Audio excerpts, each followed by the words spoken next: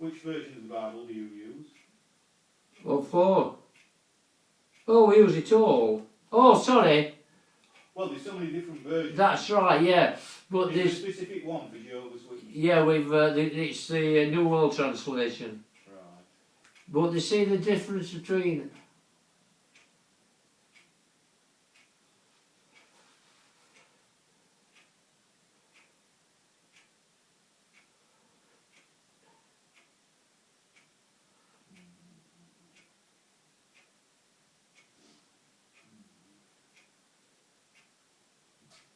Can't remember which one it is. What? Is it Exodus? Well, it could be. They're all there's lots of different talks about slavery. I mean, we're slaves, but we're told not to be not to be slaves of two. We can't be the slaves of two masters. We're slaves of Jesus Christ because we work for Him. If thou buy a Hebrew servant, 6 years he shall serve. Yeah. The 7th he shall go out free. Yeah, if you wanted to. Yeah. Yeah. But that's for a Hebrew. That's right. Yeah. That's not for somebody who's not of the Hebrew nation. Well, they've treated them. The nations treat the people different. Absolutely. He were told. The Jews were told to respect the slaves, but they did pay. That's why he said if you can keep him for 50 years. If he wants to go, he can go. But if he wants to stay, he can stay with you. So that's 6 years he shall serve, and in 7th he shall go free. Yeah. Go out free for nothing. Yeah, yeah. Right, well that's a little bit dubious for a start. It's what? Well, if he goes out free for nothing, that sounds to me like he's on his own. Well, there is nothing for him. So in other words, if he is at least getting food and clothing and shelter. Yeah, yeah. From his master. That's right, yeah. And then he's allowed to go free. Yeah, well, yeah. With nothing. Yeah. Then yeah. Is that nice? Well, you can find your way around life, can't you? Can you? Well, in the desert? Well, I said. Don't forget, this is the problem. This is the context in which the Bible was read. This is for that particular area and that particular location. Yeah. And that particular time in history. Well, Israel was quite a good place. There was plenty of good. For Jews, maybe so. Well, there are a lot of other people live there. So, and it carries on. If he came in by himself, he shall go out by himself. If he were married, then his wife shall go out with him, which is logical. Yeah. If his master have given him a wife, and she have borne him sons or daughters, the wife and her children shall be her master's. And he shall go out by himself. Well, if that's so in other words, if a slave marries a woman who's given to him by the slave owner, the children aren't the person who's fathered them, the children are the slave owners, because he wants them obviously for slaves. Do you think that is moral? Oh no, but... No, well, no, so you're agreeing that a part of the Bible is not moral? Oh no, it's all moral standard. Well, no matter what happens, just said no. all the Bible is a moral standard. You must really think that these laws that are given, the Jehovah's laws, the God's laws, yes, and everything is correct in what He does. So then you are agreeing that God imposes immoral acts on... No, He doesn't. No, He doesn't. Forget that. Everything that Jehovah does... No, let's not forget it. Let me read it again. If his master have given him a wife, and she have borne him sons or daughters, the wife and her children shall be her masters, not the slaves. And he shall go out by himself. Yeah, well, I don't know really. Well, it's very clear. Yeah. This is the version that you're using. You can check it yourself. That's, check in your own Bible, what? Exodus chapter 21, just to see if we've got it right. 21, yeah.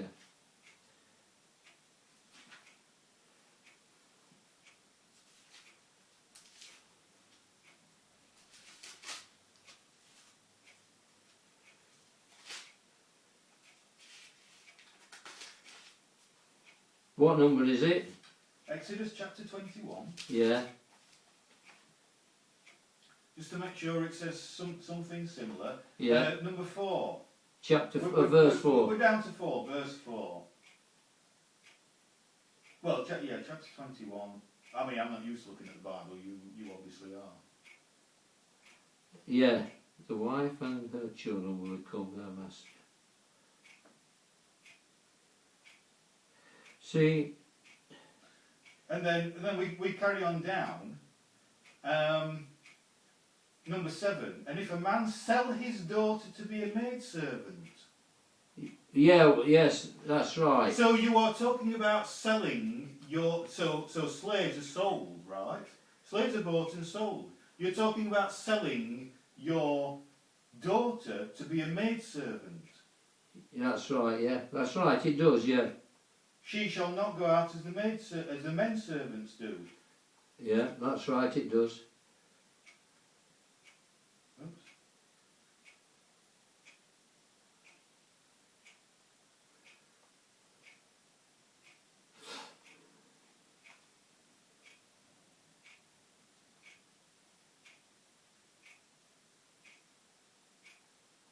Yes, it does, yeah. It does, anyway, it does. If he take him another wife that is, Yeah. doesn't say anything about divorce, because divorce is not allowed, is it not?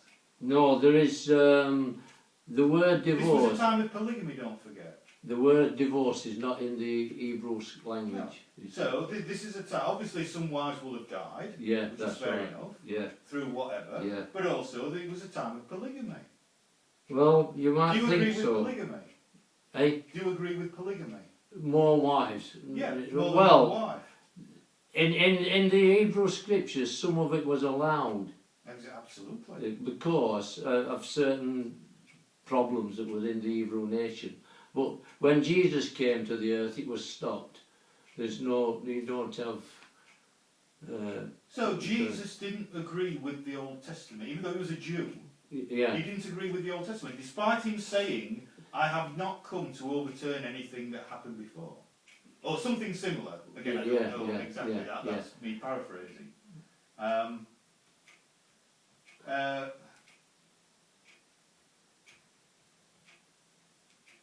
Let's go down a little bit further.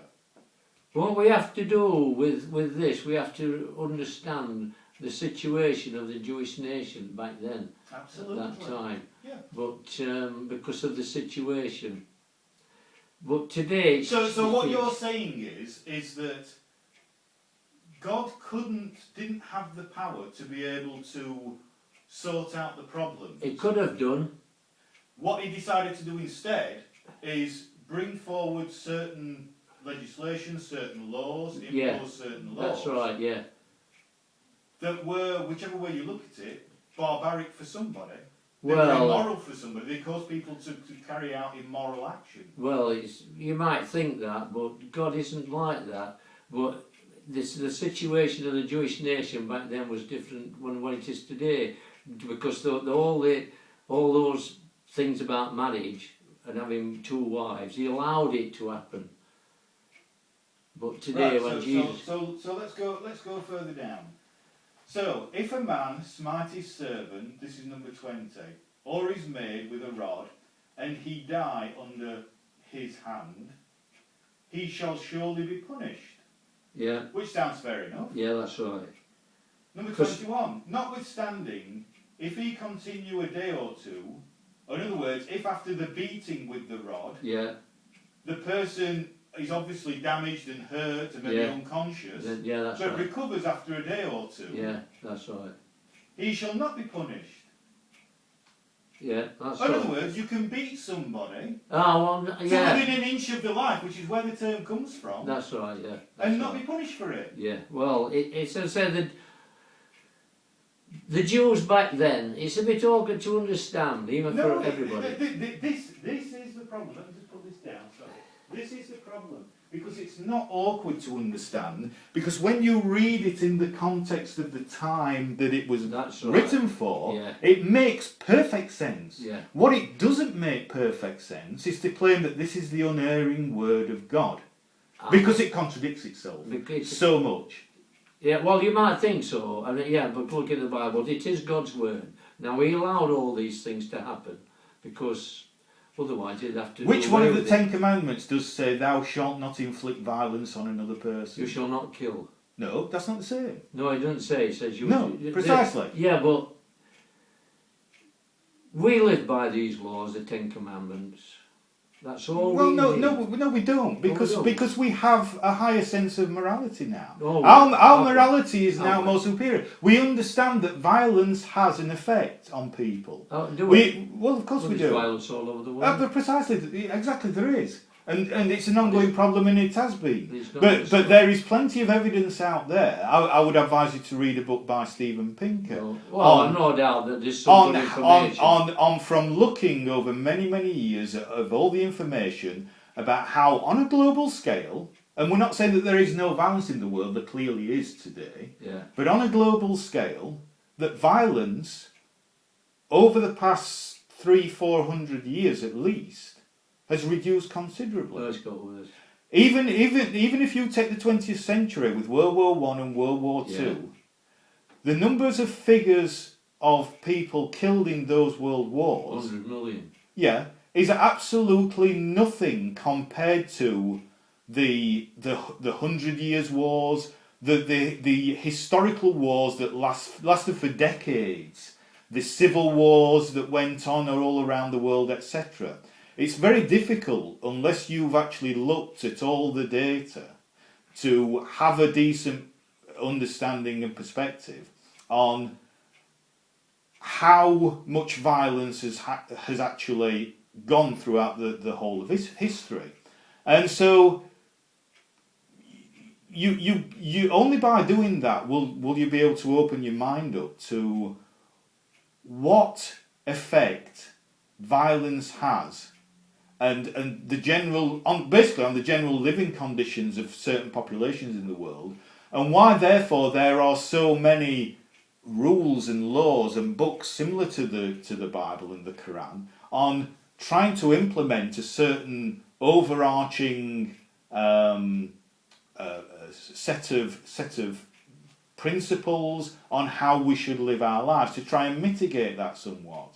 The problem is, being the creatures that we are, it always ends up failing somewhere. That's right. And we're not perfect now. No, we're not. No, we're Far not. from it. But we are better. We are living in better times than in a time where you as a slave you can impose a wife on your slave as a slave owner. You can impose a wife on your slave and still call those children your own, because hey, this is the next generation of slaves that I need to keep me in the luxury that I'm in. Well, yeah, but as I say, it's the Jews were God's chosen people, and it's us that's a problem on earth, human beings. I wouldn't disagree with that to a certain extent. So, if you wanted to, and sorry, just to hold on, because you may be going off the thing here.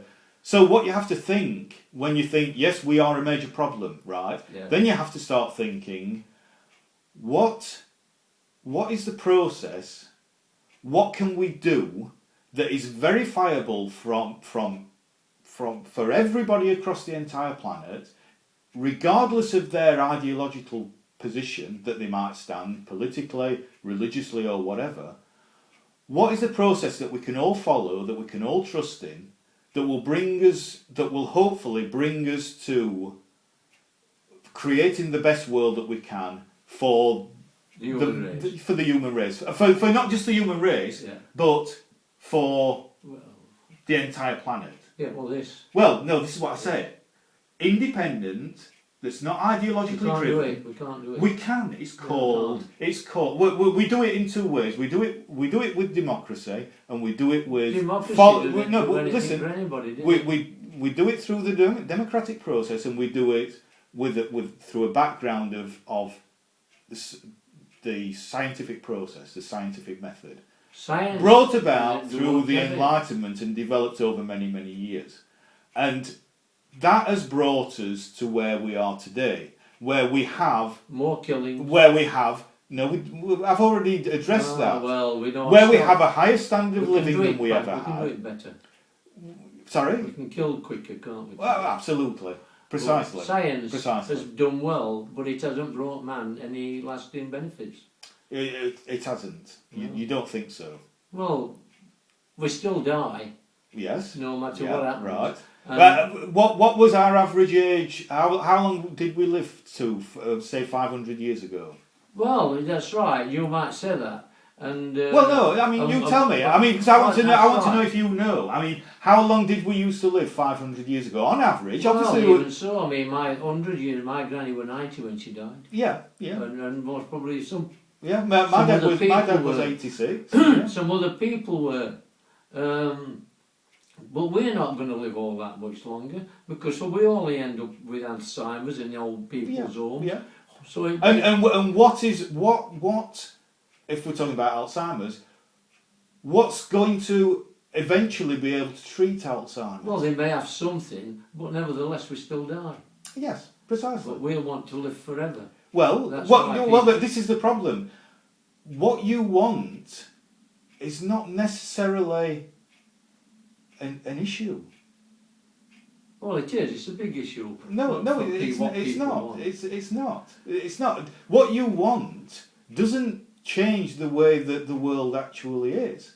The world is as it is, and the whole point of not having an ideology, and you just made a statement that comes from your own ideological position. I want to live Everybody forever. Does. Everybody does. Well, yes, but most people realise that that's not going to be the case. That's here. As it as we are now. So we have to accept the world as it actually is, whether we like it or not. Oh, that's right. And then we have to deal with coping mechanisms to be able to deal with Yeah, that. but there is one way that it's just like Adam and Eve. They should have lived forever, never grown old. But because of the Well, disobedience, you know, we will. if you want to believe in there are similar.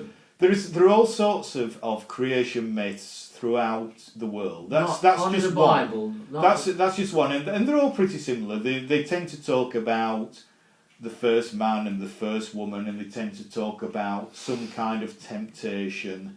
And so Adam and Eve is just another. There were two people that lived on earth, but they threw it away. They should have lived forever, but they were obedience is the key to life. And as I said, Obedience to what? Obedience to what? to God. Obedience to God. If we were obedient, we wouldn't have any war. But Which God? Jehovah, that's him. Yeah. There's only one God. Well, precisely, but why not Thor? Why no, not? they're all just myths anyway, aren't they? Oh, right, yeah, so you still haven't demonstrated why you think that they're myths, but that what's written in there is not myth. No, it's not. The Bible is not a myth. No, I'm asking you Yeah. why you think that. We don't think it, we know it. No, I'm asking you. Well, right, then you Live need by to. this. If you claim to demonstrate that you know it, Yeah. if you claim to to know it, then you have to demonstrate. we do. As Jehovah's Witness, we do No, live by this. No, and no. it works. Demonstrating is not simply reading what's in the book. No, we do live The Bible is it's called circular reasoning. The Bible is true. I believe the Bible. Yeah, Therefore, the Bible is true. yeah. That's right. Oh, the Bible says it's everything I say is true. I believe that. Therefore, the Bible is true. Yeah. That's not a logical process. That's illogical. But if we It's illogical. If It's we- called circular reasoning. well, It doesn't show a linear line of getting from the premises. This does. No, This is no, not a it linear doesn't. line. I've just explained. I'm just explaining to you why following that is circular reasoning. It claims the Bible is true. I believe the Bible. Therefore, the Bible is true. That is circular reasoning. Yeah, that's right. You have to understand that logic dictates on a linear path. So you start off with a premise, and then you investigate that premise from a non-ideological standpoint, and then you come to a conclusion. Yeah. Not confirmation bias, not I want to believe this, so therefore I'm going to claim that it's true, I'm going to assert that it's true. That's not logical, rational reasoning. But you can prove this is, because right from the very beginning, this is all history. No, it's not. Yes. It's a The mixture Jews, of... we know the Jews exist. Are you wearing mixed fabrics now? Yes, you are. Oh, yeah. I'm looking at you. Yeah. So you are breaking one of the 613 commandments in the Bible. What's that? Thou shalt not wear mixed fibres. No, well. No, don't forget, there's not only 10 commandments, there are 613. Maybe there are other laws. So why do but you break that one? Why do you regularly break that one? I don't know. I don't understand that, but Well, again, let's have a look. Let's have a little look, just to prove that I'm not. So we can look on Google here. We can have a little look. So I'll get rid of that Exodus, and then I'll click on. I'll just type in mix fibers Bible. Deuteronomy 22:11. If you want to have a look. Let me have a look, my friend. Numbers. But the only one thing you have to look at, what was it? 26:11. 22:11. Oh, 22. Do you want to read out what it says? Yeah. Just to make sure I'm looking at the same one.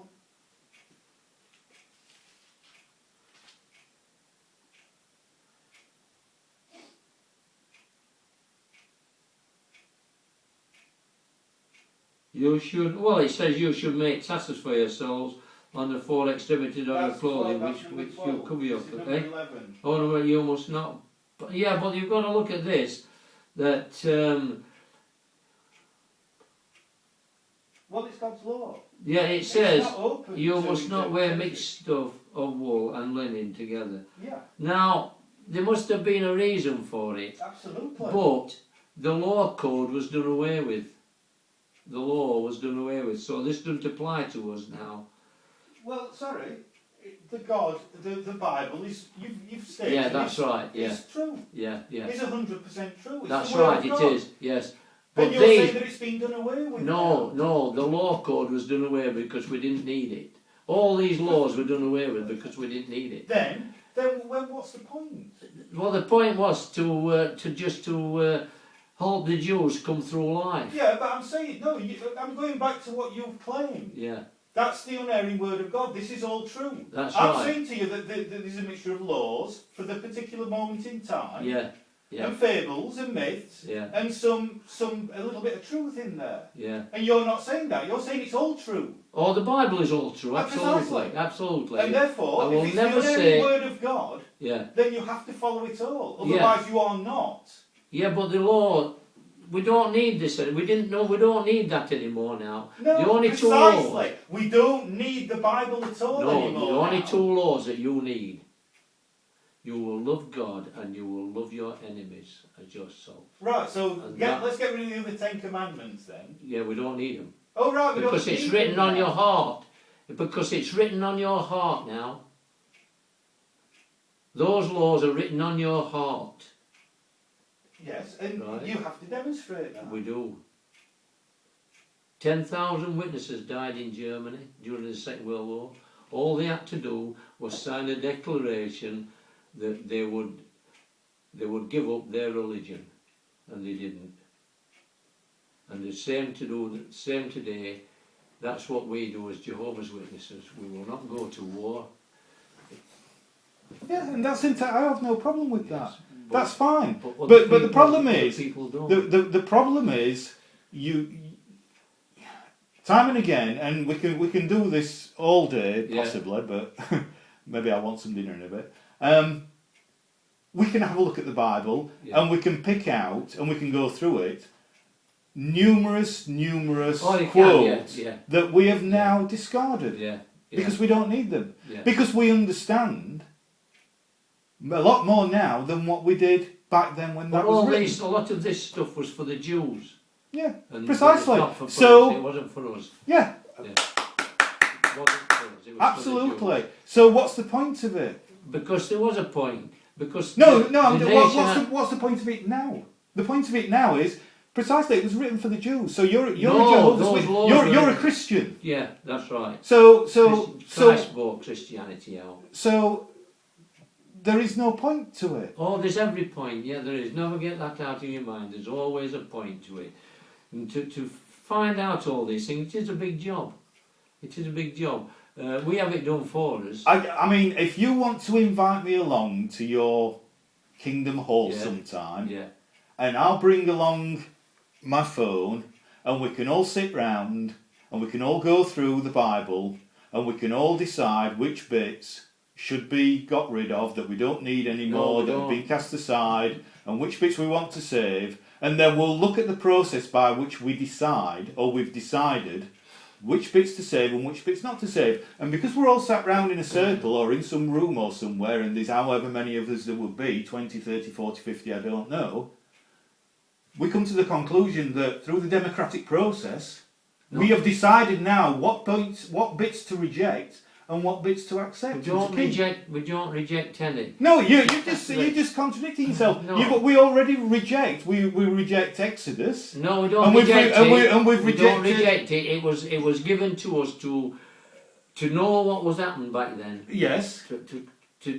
give us some insight. Which is fine as a historical. Yes, that's right. As a historical and it was thing. True, and it's true. Well, yeah, because it's a law written by men for men. No, it was written by. And God. that's the point. So we understand it. So we understand it at that level.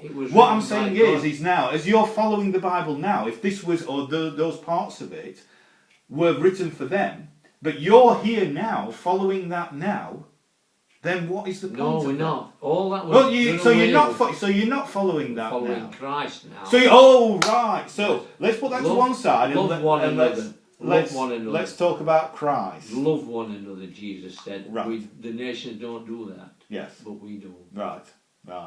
So that you can prove that there's only one faith. So in other words, then you're more a New Testament person than an Old Testament person. We believe it, and it's not an old. It's not a testament. A testament can be a will. It's a covenant. Now God made a covenant with Abraham. But that covenant was done away with when Christ came, and he made a new covenant with the anointed that go to heaven. So then the Muslims did something similar when Muhammad came along, and he had certain visions, and that was around when was it 600? Was it 800 AD? Whenever. Yeah. And then the scientific method came around about 300 or 400 years ago, and so we kind of stand on the shoulders of giants. And we understand more because we learn more, and that knowledge, build-up of knowledge, helps us to continue down that line of more and more knowledge, building upon more and more knowledge, which makes, as time goes by, those kinds of things less relevant for today. It's not right. And this is why religion is now so much less important in people's lives. You only have to look over in America. It is. That's there right. is America now. Ever since the internet and ever since the greater proliferation of information that you can find on the internet, we have a situation where non-belief in America has gone up from I think it stayed around. I might be wrong. I might have got my figures wrong. So it's slightly wrong, true. but it's gone from about 12%. Up to around about 20% in just a few years. That's right. And that's a very Christian country. That's right. That's right. It isn't. There's a difference between Christianity, and Christianity. Yeah, well, absolutely. There's these Mormons and that's right. Yeah. Now, what do you think of those? There's only one faith on earth, right? Well, no, there's quite a few. No. You've got one faith. Have you? Yeah, because that's what the Bible says. Right. Now. Mormons have got a faith. So demonstrably that's wrong, but I'm just going to ignore that and just go with the Bible. Mormons have got a faith. The Catholics have got a faith. Yeah. Because the Catholics started with Constantine. Yeah. The Church of it's Protestantism. Yeah. That was started with Martin Luther King. Yeah. And now and Christianity's gone in all different levels. Yeah. We've got swinging Pentecostal. Yeah. We've got born again. Yeah. Well, who's right? Precisely. I'll show you. No, there is no way of showing me who's right. Yes, they're all Christians, you see. Yes, exactly. Right. And they're all wrong. Of course they are. Because it says here, in Isaiah 43:10, I can tell you what it says. Right. You are my witnesses, is the utterance of Jehovah. Well, even my servants. I'm sure all the other denominations can pick out quotes that fit in with their ideals of what the Bible is. And they will ignore the witness statement just like you're focusing on the witness statement. That's right, they will, because they've got it wrong. There's only one true faith on earth, and they are Jehovah's Witnesses. and we've proved it by our actions over the past years. And this came about in Jesus Christ broke Christianity out. He did away with the old Jewish system. So let me just talk a little bit about the Jehovah's Witnesses, because I obviously don't know a great deal about them. Well, they about came. Jehovah's Witnesses. Yeah, that's right. But I don't know if have you got children? Yeah. Are they Jehovah's No, Witnesses? they're not, because. And so do you have contact with them? Oh yeah. Right. Yeah. At what level? Do you invite them along to church, or do you? They won't come yet. The problem is with my family is. Sorry if this is personal, but Oh, that's right. It's all right. No. I first had my first Bible study in 1952. Right. Yeah. Never hit me. Never talked about. But the person I went to. And from what I've seen today, sorry, it might sound insulting, but I think you need more, a lot more. You need to study it a whole lot more. Oh, that's what we do. And it's done by the faithful, discreet slave, which is in the Bible. Now, I didn't take any notice, but when in the 1960s I started to take more notice, but my wife never wanted it. And 20 years ago I said, I'm going to the Kingdom Hall. So she said, well, you can go to sleep in the bedroom, and that's us finished. And every time I started to talk to kids, she said, don't listen to him. So they never really had any scriptural teaching. But as I say, that's our what's happened to me. My wife didn't want it. She's dead now because she died of cancer. Right. There's most probably for my wife and for your father. I thought, is that your wife who came before? No, I'm married Edna. She's. Oh right. So she's not the wife of your children. No. Right. She's in our Kingdom Hall. Right. Now she's been a witness for 70 years. Right. Whether ever since her mother was. So my mum was a witness. She came into the truth. That's where I. But as I say, it never hit me. Don't take it all at first. First you've got to find out what it's all about. And all it's all about. You can live forever. You will never grow old and you will never die. But you've got to be obedient. And what a brilliant way to get vulnerable people to follow you by playing on their insecurities. No. Which to me is an incredibly immoral thing to do. No, you please yourself. Everybody pleases themselves. Yeah, absolutely. All we do is what it says in. There's a little scripture here. Let me see if I can find it for you. It's in Acts. The book of Acts is the account of Peter and Paul's life. That's what it means. Let me just show you what it says. And this is how we look at it.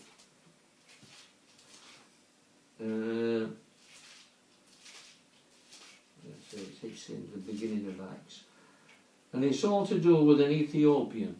Right. And they call him a eunuch. Now you know what they do with eunuchs, don't they? They castrate them. Yeah. But that was back then, years ago, during Solomon's time and that, because they looked after the women of the kings and that. And so they didn't want any of all this hanky-panky. They used to castrate them. Well, the word stuck. If the people later on in the Bible, although they weren't castrated, they were called eunuchs because they looked after the women in the palaces and that. But look what it says here, and it all talks about a queen in Ethiopia called Candace. Now she is an historical character, and it says here.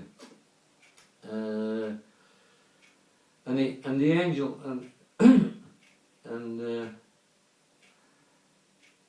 it says, however, Jehovah's angel spoke to Philip, saying, rise and go to the south road that runs down from Jerusalem to Gaza.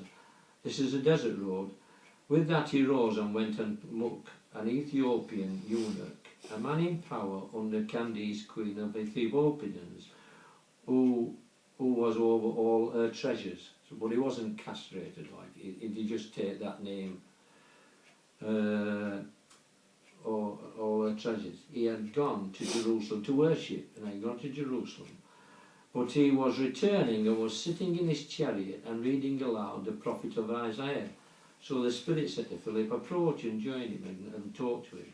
And Philip ran alongside and heard him reading aloud in the prophet and said, do you actually know what you're reading? He says, no. How could I unless somebody teaches me? And that's what we try to do. No, yeah. We try to teach people. The churches do not teach the Bible.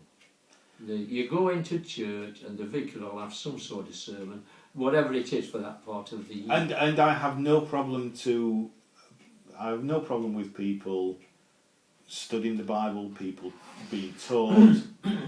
I have a problem with people being indoctrinated. Well, This is the truth. Yeah. This is the only truth. Yeah, that's right. This you must follow. Yeah, that's otherwise right. you will not. Now that is harmful to children. No, it isn't. It's child abuse. No. You bring them up.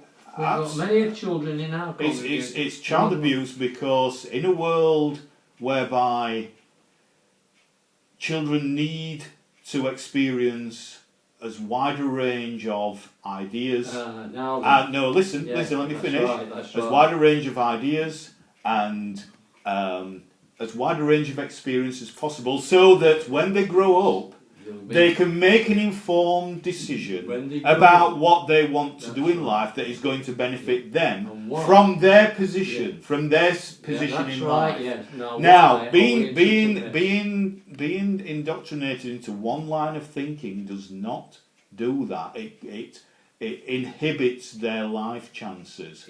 Sometimes irrevocably. It makes them better people.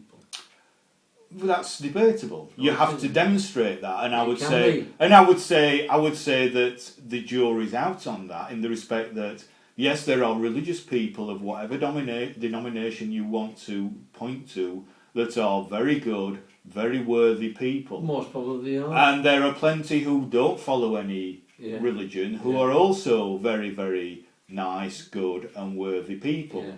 So the jury's out, but as somebody once said, I can't remember who it is, in life, I might get this wrong, so excuse me, I might have to adjust it because I'm thinking off the top of my head. In life,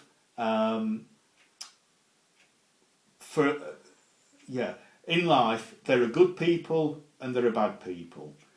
Good people will do good things and bad people will do bad things. But for a good person to do a bad thing, that takes religion.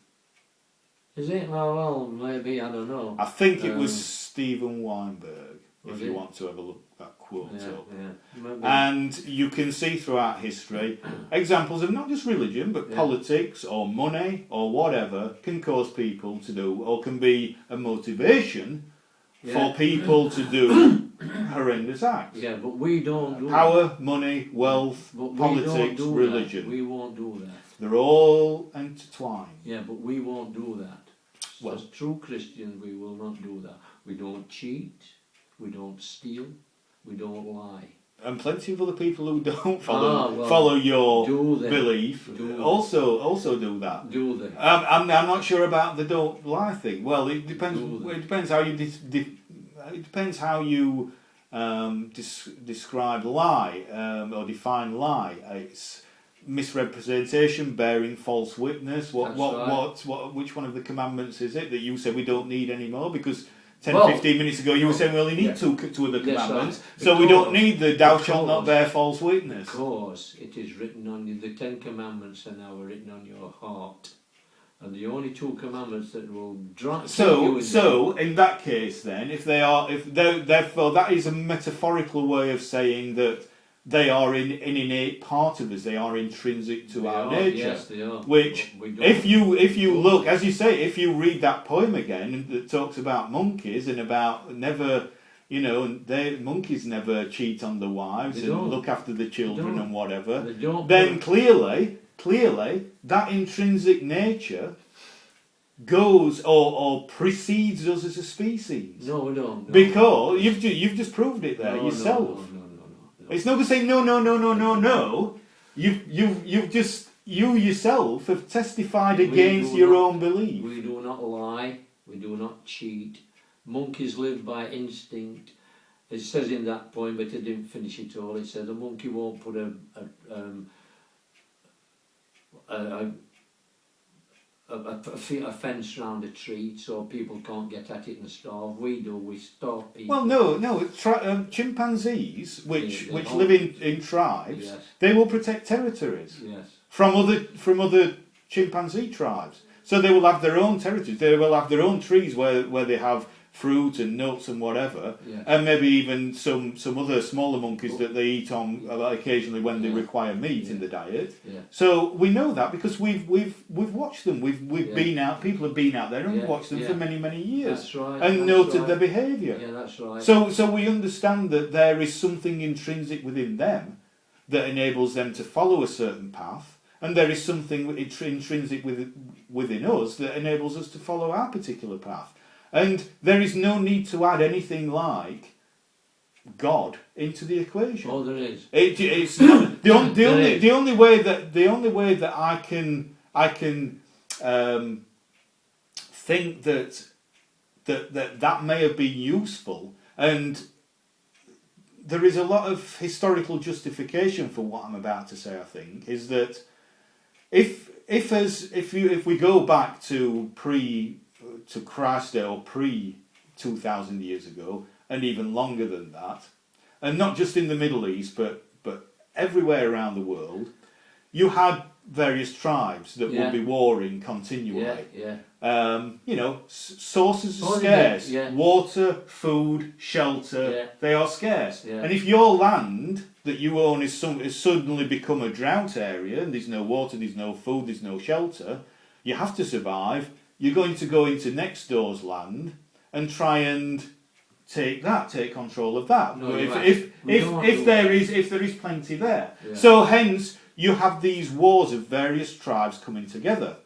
Now, if somehow they try and work together at some point and try to form a coalition whereby somebody has got to be in control of that. Usually there's a king or an emperor or some kind of leader. Only one person or one kind of dynasty that can control a particular area. If you've got two tribes trying to work together, and this controller, this leader, has to come from one of those two tribes, then how do you choose which one? Surely the tribe where it's not chosen from is going to feel put out. And then what do you do to try and make that joining together more sustainable and more cohesive? You say, well, actually, the main power in this world is not one of us being king. It's this magic man in the sky. It's the sun. It's the moon. It's the sea god. It's, in 2,000 years ago, it's Christ. Or 1,400 years ago, it's Muhammad. So, and that also seems to be what happened when Christianity came to the UK. If you go back to around about, when would it be, 300 AD, when Christianity came over, I'm not too sure. Maybe 300 or 400 AD. There was lots of little kingdoms in the UK. That's right, there were, Lots of little warring kingdoms. That's right, Who were forever at war. Christianity came and it seemed to unify the whole place very quickly. Did it? Very quickly. Did it? It's not going to magically happen like that, but it seemed to kind of, churches, abbeys, whatever you want to call them, went up, started to be built. It seemed to take acceptance. The Christianity that came over took on board certain pagan rituals that were around at that time, which may be wrong, but what it does, it enables these warring factions to hang on to the things that they're used to, the things that they feel comfortable with. And so there is this broad umbrella where all these different fractions can come together as one kind of unit. And so it seemed to create a kind of relatively cohesive environment. The problem is then when you have a whole of England becoming united, and everybody's joining together. No, listen, and everybody's, relatively united, shall we say. And everybody's kind of working together, and everybody's maybe got a little bit more than they had before because there's a sharing of various things, etc. No, but I'm talking about relative to what went on before. Listen, I'm talking about little kingdoms fighting, nobody really farming or settling down because they couldn't, because there's warring factions all the time. And once Christianity came in, it seemed to have a calming effect on that, and people began to settle and to farm a little bit more and to provide for themselves and the families, and then taxes could be raised. The problem is, like the tribal people that we are, that just gets magnified. So when you have little warring factions throughout the whole of England and the whole of the UK really fighting against each other, they become unified, but that makes one big tribe, which then goes to fight wars abroad, which is the Crusades, etc., etc., etc. So you can see what the point I'm saying is that you can see an evolution of how Christianity has managed to get a foothold in the mindset of people and nations and religions, not just Christianity, but religions throughout the world have done that. And so there is a perfectly understandable way of working out why religion has been historically the dominating force throughout the world that it has been. Yeah. Now, the modern scientific method has only been around really for the last 300 years or so. Well, I don't know. And with the proliferation of all the information that we have now, it's no surprise, therefore, that religion is becoming much and much less important as each year goes by. Because we've got Darwin. Yeah. Darwin came on the scene. Different facets of religion came on the scene, and it's Satan that's controlling this world. Well, Satan the devil. You still need to justify that, and you still need to show evidence for that, and you still need to show evidence that from what I've read so far this morning to you, it seems like there's only one devil, and that's your God. No, you can't say that. Yeah. We've proven it. No, all you've proven this morning is that your God is, as Dawkins says, Stephen Dawkins is... No, not Who's Stephen Dawkins? There's nobody called Stephen Dawkins. Richard Dawkins. Yeah. Oh, no. Or Stephen Hawking. Yeah, well, no. Yeah. Stephen Dawkins, maybe that's a third character. Maybe they can combine, maybe in a TARDIS somewhere, and they can become a new character. No. You know, well, Stephen Hawking does look a little bit like a Dalek, doesn't he, in that chair? It's a cruel joke, but still. No, he doesn't. Couldn't resist it. Put Jehovah out of the equation and the world's going to be in a mess. It is in a mess. Well, put it back into the equation. Jehovah's Witnesses are not on any scale of anything that anybody really gives a toss about, are they? Well, they're not. No. And why? And we are living in the best times that we have ever lived in. Oh wait, all this killing. No, I've already dealt with that. And all this killing, and it'll get worse. Well, there has always been killing, and there will always be killing. Yes, but why? You would think now that we've watched throughout history. Why does one nation want to come over from? Part of the problem at the moment in the Middle East is there are certain countries that are trying to stop internet access. Because people are now able... Because the internet is a bad thing. Because people are now able to take on board information that they were never open to before. They never had the option of accessing that information. Yeah. Who the hell gives you or anybody else the right to limit that information? They don't. No, exactly. They don't. No. They don't. You and your God doesn't have any right to limit anybody's information. Is a bad thing. I don't give a toss. You don't have a right. No, so what? You get all these child pornography on it. Well, of course there's bad stuff on it. Of course there's bad stuff on it, just like there's good stuff. Yes. It's a representation of life in general. Oh, that is good, is it? No, I'm not saying it's good. There's bad stuff there, and there's good stuff there. We need to do away with it, otherwise we'll just get out of control. And that's not for you to dictate. Oh, it is. No, yes, it isn't. It is. Yeah. Well, everybody else dictates something. No, that's why we have democracy. Democracy. So we form a consensus. Democracy never did anything for anyone. Well, that's all it is just a word. No, it's a process. It's a word. No, it's a process. And He's never done anything. It's a for anybody. process, and it's not a perfect process. I have my own ideas on how democracy should work, and it would be. How would it be? It would be different to what it would If you was worked, now. if this system worked on love. Well, what's that? That's different for different people. No, it isn't. No. Yes, it is. The love is. If you think that God is the ultimate source of love, That's right. then what's to stop you from sending anybody who you wish to that ultimate source of love? No, what do you mean? How do you mean? Well, how do you think? I mean, Kill him? yeah. No, we don't. You don't. No, kill. but how do you know that somebody in their mind is not going to interpret it That's like that? right. That's why. That's what You don't. That's So true. what we do is we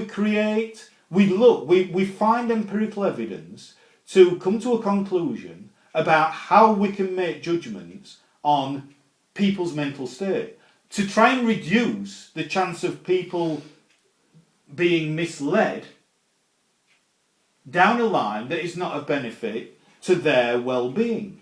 And that's why we use science and technology to come up with better medicine, better healthcare, better mental health care. For even if we're going into the world of weaponry, for example, and science has had some horrendous effects. The invention of the nuclear bomb, which can wipe out hundreds of thousands of people with just one bomb. We can also, it also means that we can target things more accurately, causing less harm to people, ideally. And it's not perfect, and it doesn't work every time. And quite often it's misused because people are using it when it's not justified when they're not justified to use it.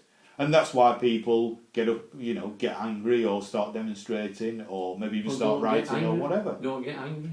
So control yourself. So we have precisely, and people do. People don't do that. Well, yes, they do. They're always fighting and angry. Well, every day you have to control yourself to get up and go to work. But we don't. What do you mean? We do not anger. We do not use it against people. Well, you've already agreed that you follow the Bible. We do. Yeah. Precisely. Yeah. And so the Bible contains some of the most horrendous things that you can imagine. Oh, you've also said that you've also demonstrated that you don't follow the Bible. No, we do, from start to finish. No, you claim that you do. Yeah, we do. But you've demonstrated today that you don't. No, I do. No, I haven't. No. And that's the problem. No, this kind of muddy thinking that you seem to have, which is not really conducive to you living out your life to the best of its ability. Oh, it is, yeah. Because all you seem to be thinking about is that you want to live forever, That's right. And therefore we have to be I'm going to spend all my time in promoting my ideas. Yeah, well, not our ideas, God's ideas. It's God's thoughts. And God's ideas, as we've demonstrated today, are immoral. No, they're not. And disgusting. No, they're not. No. You live by it. Find out the truth, and you'll be fine. I have done. I can go on the internet and find out. I can read through the whole Bible, not just your version of the Bible. I can read through any version of the Bible that I want to. No, and decide for myself whether I want to follow that. And most people who do that, guess what they find? They find, this is not what I thought it was. This is not what I was told it was. Because they don't know. All Bibles are the same. No matter which one you read. Yeah, there's slight wording difference, etc. Yeah, that's right. Now, it was written in Hebrew. Now, nobody has got the authority to rewrite it or change it. And this is the same argument that Muslims use. Yeah. Because the Quran was written in Arabic and therefore it's been interpreted. The problem is people who can read it in Hebrew perfectly have confirmed that the interpretations as they are in various places are accurate, in other places are maybe not so accurate and fit in with the interpretation for the time that they were living in. There are certain things in the King James Version of the Bible that are specifically focused on that time, Shakespeare's time, around there, etc. You can't. And a very poetic. You can't read the King James version because it's like reading Shakespeare. Yeah, exactly. But so it has to be rewritten in English. Yeah. Now the King James version, there are some things that have been changed. Yeah. Now the word cross is in the King James version. Now Jesus wasn't nailed to a cross. Oh, he wasn't. No. If you read the Psalm classical, Psalm 22. Yeah. Now wait a minute. If you read the classical Greek, which Paul wrote, Right. it was written in Greek. Right. Not the modern Greek, the classical Greek, Right. which Paul wrote. Now Right. he wrote the word storos, and the word in Greek, like word for storos, means upright pole. Right. Jesus wasn't nailed to a. The cross came in. Somebody must have put it in sometime down through the years, thinking that there was right. I'm glad you confirmed that, because I had quite a heated discussion with an evangelical Christian a few weeks ago, who was citing Psalm 22 as proof, if you want to get it out and read Psalm 22, proof that, because Psalm 22 was written about 1,000 years before Christ was crucified. Well, Solomon wrote it.